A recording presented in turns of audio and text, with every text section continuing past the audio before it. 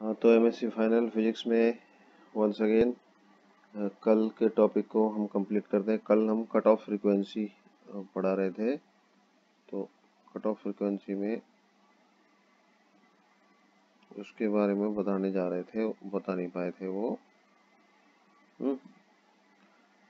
Cut off frequency तो कल हमने देखिए प्रोपगेशन कांस्टेंट गामा डिस्कस कर रहे थे। Gamma equal to alpha plus j beta, that is कितना था, h square minus mu epsilon omega square. ये हम कल बता रहे थे आपको। तो वेव प्रोपगेट गामा ये क्या है, कॉम्प्लेक्स है, और अल्फा और बीटा रियल है। और क्या होता है लॉसलेस के लिए, लॉसलेस मैंने कल बता दिया था, लॉसलेस वेव गाइड के लिए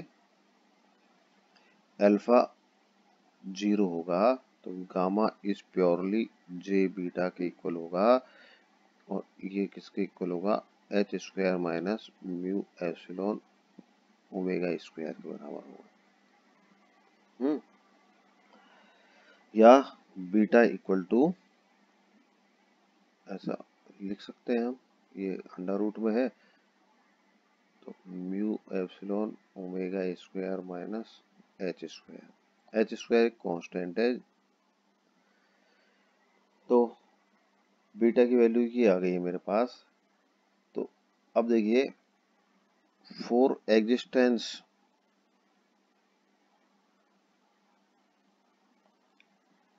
of microwave inside the waveguide, beta की वैल्यू नॉन जीरो होनी चाहिए। Beta must be non zero and positive, क्योंकि बीटा अगर नॉन जीरो नेगेटिव हुआ तो फिर वो इमेजिनरी हो जाएगा। तो बीटा है तो वेव है, क्या है, बीटा वेव वेक्टर होता है ना, फेस कांस्टेंट, फेस जिस स्पीड से बढ़ती है, बीटा एग्जिस्ट करता है तो वेव है। तो बीटा की वैल्यू पॉजिटिव या वो होनी चाहिए, तो बीटा शुड बी जीरो। भी अगर हुई तो भी हम कहेंगे वेव बस सिर्फ एग्जिस्ट करेगी, प्रोपेगेट नहीं होगी। बीटा के लिए जीरो होगा, वेव एग्जिस्ट का कोई वो नहीं है, बस सिर्फ उससे ऊपर की वेव बीटा जिनके लिए ज्यादा होगा वो प्रोपेगेट करेंगे। तो अब आप देखिए बीटा की वैल्यू है इतनी, तो बीटा की वैल्यू डिपेंड करती है ओमेगा पर। यहाँ पर देखिए omega is the frequency, actual frequency क्या है, एंगुलर फ्रीक्वेंसी, क्या है, angular frequency, omega equal to 2 pi f. तो ये एफ फ्रीक्वेंसी है माइक्रोवेव जो वेवगाइड के अंदर है। तो बीटा है डिपेंड्स करता है अपॉन एफ या बीटा ओमेगा। तो आप देखिए कि beta equal to this, beta equal to, एक बार फिर लिख लूं, beta equal to mu epsilon omega square, mu epsilon omega square minus H square. H constant है तो बीटा ओमेगा पे डिपेंड करता है। तो पहला केस मान लीजिए लेता हूं मैं, for high value of beta, high value of omega, ये वाली चीज ओमेगा ये है, एच कांस्टेंट है, H is high value of omega, तो क्या होगा, ओमेगा बीटा है जो ये लेफ्ट साइड में है ना पॉजिटिव चीज, तो बीटा विल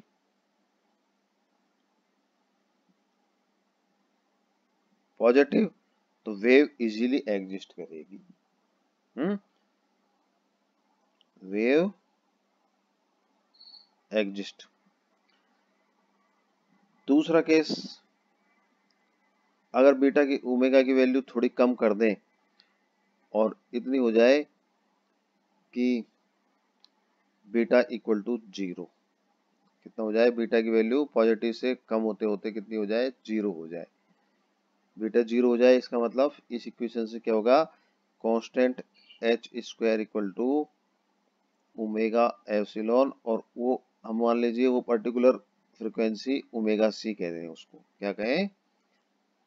तो जब उसकी फ्रीक्वेंसी ओमेगा कम होते होते ओमेगा सी के बराबर आ जाए, तो उस पोजीशन में बीटा 0 हो जाएगा। तो वेव सिर्फ एग्जिस्ट करेगी, प्रोपेगेट नहीं करेगी।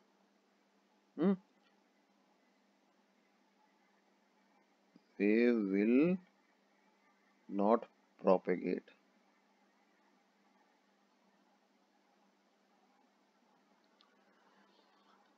तो इसको हम कहते हैं कट ऑफ फ्रीक्वेंसी। इससे अगर और कम करें, क्या है, small value of low value of beta,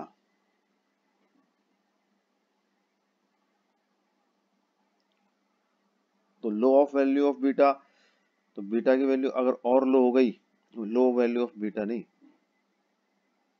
omega, omega की वैल्यू और कम हो गई, तो बीटा क्या होगा, नेगेटिव हो जाएगी। ये अंडर रूट के अंदर जो चीजें नेगेटिव हो जाएगी और बीटा इमेजिनरी हो जाएगा।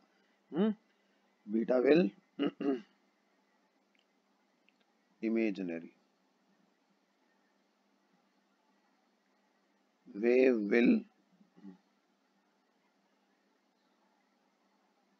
Not exist.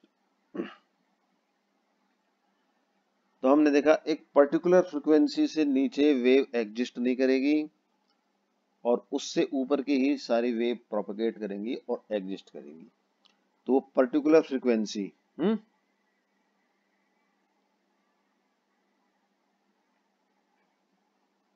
कौन सी, ओमेगा सी, और कौन से रिलेशन में, mu epsilon omega C square equal to H square है। तो below to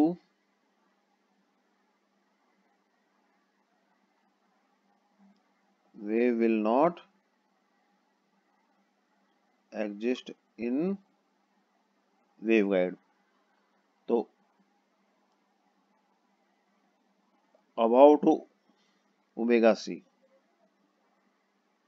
wave will exist. तो ओमेगा सी एक ऐसी फ्रीक्वेंसी है जिससे नीचे एग्जिस्ट नहीं करेगी और उससे ऊपर की एग्जिस्ट करेंगी। तो omega c is known as cut off frequency.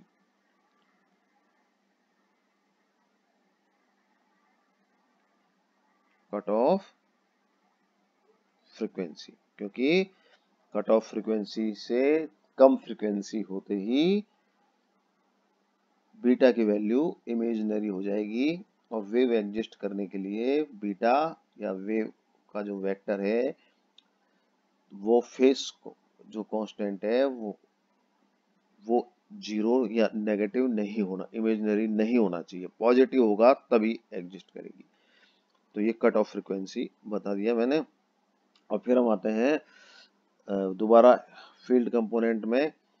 अब हम मोड पे आते हैं। फील्ड कंपोनेंट, अब हम मोड्स इन वेवगाइड। तो अब हम फील्ड कंपोनेंट में रहते हैं। तो देखिए, हमने आपको बताया है अभी तक फील्ड कंपोनेंट, 6 फील्ड कंपोनेंट थे। फिर एक बार मैं बता दूं,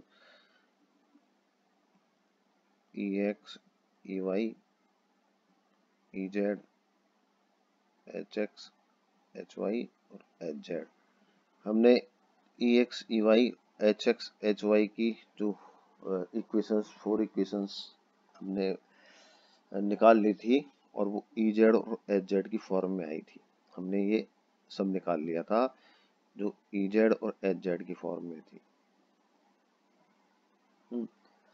तो एक बार मैं वेवगाइड, ये देखिए ये वेवगाइड है।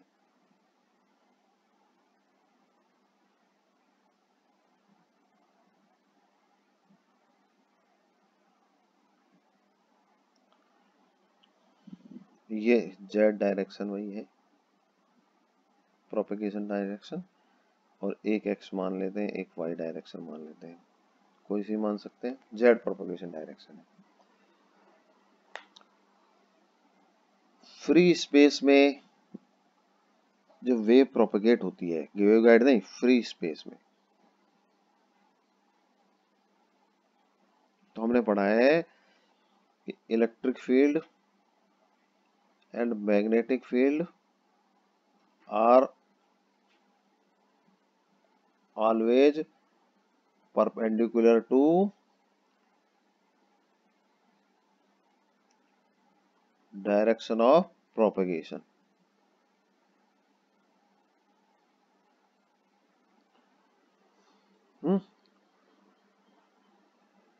और along the propagation direction, along the propagation direction,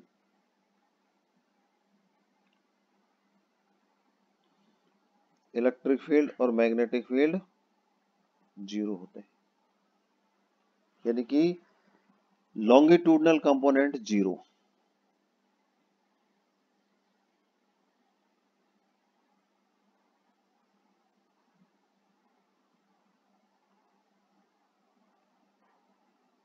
only transverse या परपेंडिकुलर कंपोनेंट एग्जिस्ट।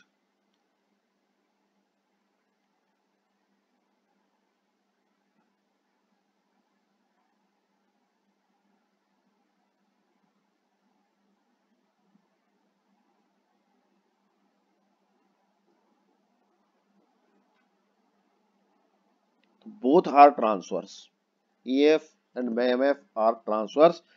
तो ऐसे जो प्रोपेगेट होती है वेव उसको बोलते हैं transverse electric field, magnetic field या टीईएम मोड।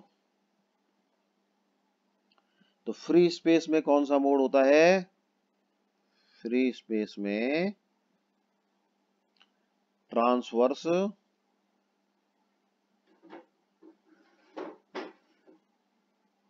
इलेक्ट्रिक फील्ड,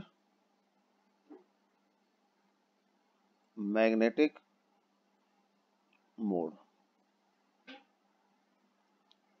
ये फ्री स्पेस में होता है। Longitudinal component zero. अब वेवगाइड में आ जाइए, देखिए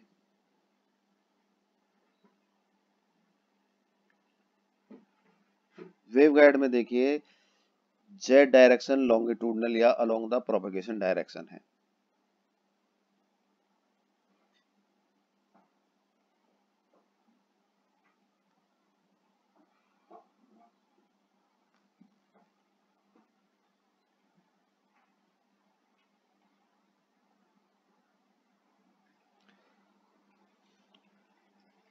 ई जेड और एच जेड जीरो नहीं है,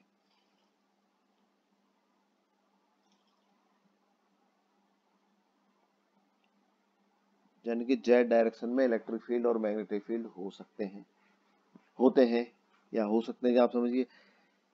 तो यहाँ पर और टीईएम मोड में देखिए डिफरेंस क्या आ गया, वहां पर लॉन्गिट्यूडनल कंपोनेंट टोटली जीरो या तो ट्रांसवर्स कंपोनेंट ही होंगे। हमने देखा है कि अगर हम ई जेड और एच जेड दोनों को जीरो कर दें,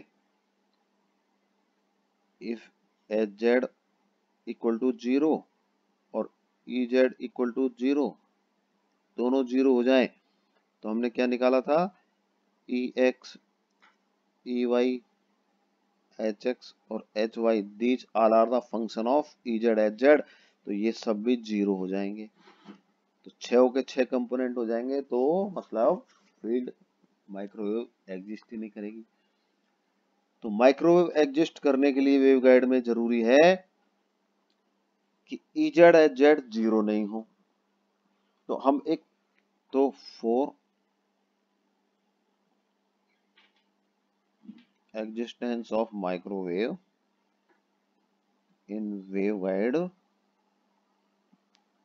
तो इजेड और H z must be not equal to zero. तो इसलिए हम क्या कह सकते हैं, वेवगाइड में टीईएम मोड एग्जिस्ट नहीं करता। क्या? Transfer electromagnetic mode exist not.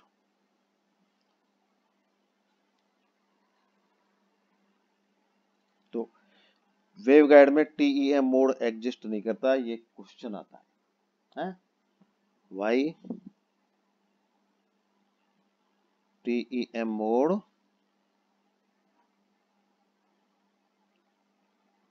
does not exist in waveguide।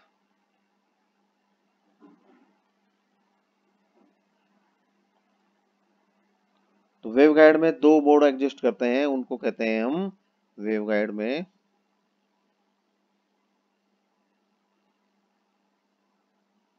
Exist करने वाले मोड होंगे टीई मोड और टीएम मोड। दो अलग अलग मोड में पावर जा सकती है, टीएम मोड या टीई मोड। तो अब हम आपको बताएंगे टीएम मोड। तो ये वही हमारे साथ प्रॉब्लम है कि 15 मिनट से ज़्यादा का वीडियो नहीं हो सकता। तो थैंक यू, नेक्स्ट कल बताते हैं। ओके।